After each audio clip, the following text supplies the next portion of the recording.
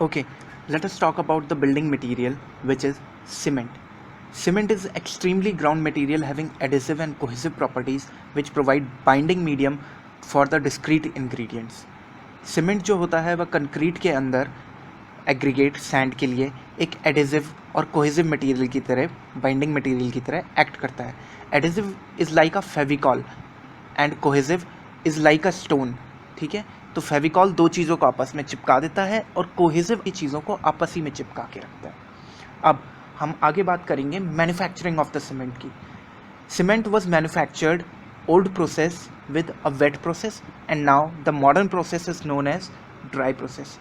wet process में क्या होता था, हम argillaceous and calcareous both of the compounds quarries में लाते थे, ग्राइंड किया जाता था, we mix it, make it a slurry paste and then we burn it so that it again goes to a semi solidified state and then we again grind it to pack it in the cement silo bags.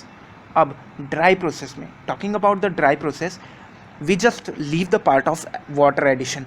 हम aggregates को grind करते हैं, mix करते हैं, क्लिंस में heat करते हैं, then again we grind them for better mixing और उसके बाद बैग्स में पैक कर लेते हैं. ये मॉडर्न प्रोसेस है. Now talking about the chemical composition of the cement. Cement के केमिकल कॉम्पोजिशन में सबसे बड़ा रोल प्ले करता है lime, which is also known as calcium oxide. Calcium oxide 63% in an average पाया जाता है. It is mainly given for strength. Second is silica SiO2. ये सेटिंग टाइम बढ़ाता है सीमेंट का और इसीलिए इसे 20% तक डाला जाता है. Third one is alumina. ये quick setting of the cement देता है, इसीलिए इसे 6% तक डाला जाता है. उसके बाद माइनर कॉन्स्टिट्यूएंट्स है जैसे iron oxide 3%, magnesia 2%, sulphur trioxide 1.5% and soda and potash Na2, K2 alkalis हैं ये, इन्हें 1% डाला जाता है जो कि एफ्लोरेसेंस देती हैं. अब केमिकल कॉम्पोजिशन के बाद हमारे पास मेजर पार्ट आता है बोक्स कंपाउंड. ये काफ़ी इंपॉर्टेंट है, मॉडर्न एग्जामिनेशंस में यही पूछे जाते हैं. बोक्स कंपाउंड की बात करें तो पहला बोक्स कंपाउंड हमारे पास है ट्राई कैल्शियम सिलिकेट C3S. इसका परसेंटेज 30 to 50% सबसे ज़्यादा होता है क्योंकि इसकी हीट ऑफ हाइड्रेशन भी हाई होती है और ये अर्ली स्ट्रेंथ प्रोवाइड करता है सीमेंट में. सीमेंट की अर्ली स्ट्रेंथ जो 30 मिनट्स या 1 आवर या 20 आवर्स की जो स्ट्रेंथ है, 1 डे 2 डे की स्ट्रेंथ है, वो यही प्रोवाइड करता है. दूसरा हमारे पास आ जाता है die calcium silicate C2S. C2S जो है वो 20 to 45% पाया जाता है. इसकी बहुत ही कम हीट ऑफ हाइड्रेशन होती है और इसकी रेट ऑफ स्ट्रेंथ भी जो होता है वो काफ़ी स्लो होता है. तो एक ईयर बाद जो क्रीप से बचने का इफेक्ट है वो डाई कैल्शियम सिलिकेट की वजह से आता है. आगे हम बात करें ट्राई कैल्शियम सिलिकेट एल्यूमिनेट की, ट्राई कैल्शियम एल्यूमिनेट C3A जो 8 to 12% पाया जाता है. इसमें हीट ऑफ हाइड्रेशन बहुत ज़्यादा होती है और फ्लैश सेटिंग टाइम होता है.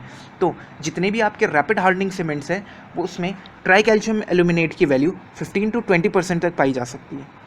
देन द फाइनल पार्ट जिसकी कोई इंजीनियरिंग वैल्यू तो है नहीं, उसे हम कहते हैं ट्राई कैल्शियम एल्यूमिनोफेरेट. आयरन ऑक्साइड की वजह से डालते हैं जो 6 to 10% पाया जाता है. Now coming to types of the cement. There are generally various types of the cement found in India, but the main types of the cement are, first one is ordinary Portland cement, OPC. ये बहुत ज़्यादा पाया जाएगा और generally हम सारे construction work में OPC का ही यूज़ करते हैं. जितना भी डे टू डे लाइफ है इसे जनरल RCC वर्क्स और मैसनरी वर्क के लिए यूज़ किया जाता है. The second one is rapid hardening cement. ये हमारा pre stress on site work और मेंटेनेंस के काम में आता है. जैसे कोई रोडवे बनाना है, कोई ब्रिज बनाना है, उसके लिए रैपिड हार्डनिंग सीमेंट की बहुत ज़्यादा ज़रूरत पड़ती है क्योंकि हम ट्रैफिक भी ज़्यादा देर तक नहीं रोक सकते हैं और हम काम को भी नहीं रोक सकते हैं. Third one is low heat Portland cement. अब जहाँ पर टेम्परेचर बहुत हाई होता है वहाँ पे श्रिंकेज होना और क्रैक्स का आना, ज़्यादा पानी डालेंगे तो ब्लीडिंग होना, इन सारी चीज़ों को बचाने के लिए हम low heat Portland cement use करते हैं ताकि इसमें कम पानी खर्च हो और टेम्परेचर हाई होने की वजह से इसलिए ये बहुत लंबा सेटिंग टाइम देता है. Number third one is sulphate resisting Portland cement. Sulphate resisting Portland cement हम सी शोर की बिल्डिंग्स के लिए यूज़ करते हैं क्योंकि सी वेव्स और जितना भी हमारे पास सी शोर्स में जितने भी स्ट्रक्चर्स होते हैं उनमें सल्फेट कोरोजन बहुत ज़्यादा होता है. Fifth one the final is hydrophobic cement. Hydrophobic cements masonry work के लिए यूज़ किए जाते हैं, अंडरग्राउंड मेराइन स्ट्रक्चर्स के लिए, ताकि वो पानी के जितने भी एडवर्स इफेक्ट हैं उनसे बचे रहें. सारी सीमेंट की प्रॉपर्टीज़ जानने के बाद, उसके टाइप जानने के बाद हम सीमेंट के ऊपर कुछ टेस्ट करते हैं, फील्ड टेस्ट. जो हमारे फिजिकल प्रॉपर्टीज़ और कलर कैसा होना चाहिए, तो कलर हमारा ग्रे होना चाहिए और ग्रीनिश होना चाहिए। फिजिकली सीमेंट को जब हाथ लगाएं तो स्मूथ होना चाहिए, उसके अंदर एयर के लम्प्स नहीं होने चाहिए, बकेट के नीचे चले जाना चाहिए, it should sink in the bucket. और temperature inside the cement bag should be cool, क्योंकि अगर सीमेंट बैग के अंदर का टेम्परेचर अगर हाई होने लग गया तो इसका मतलब उसका हीट ऑफ हाइड्रेशन निकल रहा है, कहीं ना कहीं सीमेंट मॉइस्चर से ज़्यादा अफेक्टेड हो रहा है, और सीमेंट मॉइस्चर से अफेक्टेड है तो इसका मतलब हमारा सीमेंट खराब हो रहा है, डिटोरेट हो रहा है। After it we are coming to permissible impurities of the water. Water में कौन कौन सी इम्प्योरिटीज़ हो सकती है जो कि हमारा सीमेंट और कंस्ट्रक्शन वर्क बना रहे हैं। सबसे पहले परमिसिबल इम्प्योरिटी हमारी ऑर्गेनिक मटेरियल है, क्योंकि सीमेंट खुद एक इनऑर्गेनिक मटेरियल है, तो इसमें हम ऑर्गेनिक मटेरियल बिल्कुल भी नहीं चाहते हैं, तो 200 mg पर लीटर ऑर्गेनिक इम्प्योरिटीज अलाउ करते हैं। Inorganic impurities like plastic and other of the compound वो 3000 mg पर लीटर तक हम अलाउ करते हैं, क्योंकि वो डिके नहीं हो सकते और किसी भी तरीके से बाद में किसी भी केमिकल कॉम्पोजिशन को ऑल्टर नहीं करेंगे। ऐसे ही सल्फेट्स 400 mg पर लीटर, क्लोराइड्स 2000 mg पर litre in plane concrete and 500 mg पर लीटर फॉर रीइंफोर्स्ड कंक्रीट। तीसरा और आखिरी होता है हमारे पास सस्पेंडेड मैटर, जो कि 2000 mg पर लीटर से ज़्यादा नहीं होना चाहिए। पहले ही हम सीमेंट को फाइन पाउडर के फॉर्म में ले रहे हैं और उसके बाद सस्पेंडेड मैटर हम पानी में ऐड कर रहे हैं, तो वो ज़्यादा अकोमोडेबल नहीं होगा। फिजिकल प्रॉपर्टीज़ और फिजिकल टेस्ट के बाद हम आते हैं लेबोरेटरी टेस्ट के ऊपर। लेबोरेटरी टेस्ट सबसे पहले हमारे पास केमिकल कॉम्पोजिशन टेस्ट आता है, जिसे हम लाइम सैचुरेशन फैक्टर टेस्ट भी कहते हैं। लाइम सैचुरेशन फैक्टर टेस्ट होता है calcium oxide upon 2.8 times of silica plus 1.2 times of aluminium trioxide plus 0.65 of ferric oxide. ये जो लाइम सैचुरेशन फैक्टर है ये हमारा वेरी करना चाहिए 0.66 टू 1.02 के बीच में, ताकि हमारा सीमेंट जो है वो पास हो जाए। केमिकल कंपोजिशन टेस्ट के बाद हमारे पास एक नॉर्मल कंसिस्टेंसी टेस्ट आता है। इसके लिए हम विकैट प्लंजर यूज करते हैं। एक मोल्ड होता है, उसमें हम विकैट की एक निडल डालते हैं। निडल की जो डायमेंशन है that is important, 50 mm in length and 10 mm in diameter. अब निडल धीरे धीरे करके सेल्फ वेट की वजह से मोल्ड के अंदर जाता रहता है, फ्रीली फॉल किया करने दिया जाता है। उसके बाद एक लिमिट के बाद हम रीडिंग नोट करते हैं, तो रीडिंग हमारी 33 टू 35 mm से ज़्यादा नहीं आनी चाहिए निडल। कुछ और प्रॉपर्टीज है सीमेंट की, जैसे उसका इनिशियल सेटिंग टाइम 30 मिनट होना चाहिए ओपीसी का, फाइनल सेटिंग टाइम 10 घंटे से ज़्यादा नहीं होना चाहिए, क्योंकि हम 10 घंटे से ज़्यादा ग्रीन कंक्रीट रखते ही नहीं है। उसके बाद साउंडनेस ऑफ द सीमेंट जो होती है वो लीड चैटरलियर टेस्ट और ऑटोक्लेव टेस्ट के थ्रू गेट की जाती है। उसके बाद स्ट्रेंथ टेस्ट के लिए हम दो टाइप का स्ट्रेंथ टेस्ट करते हैं, एक कंप्रेसिव स्ट्रेंथ टेस्ट होता है, एक टेंसाइल स्ट्रेंथ टेस्ट होता है।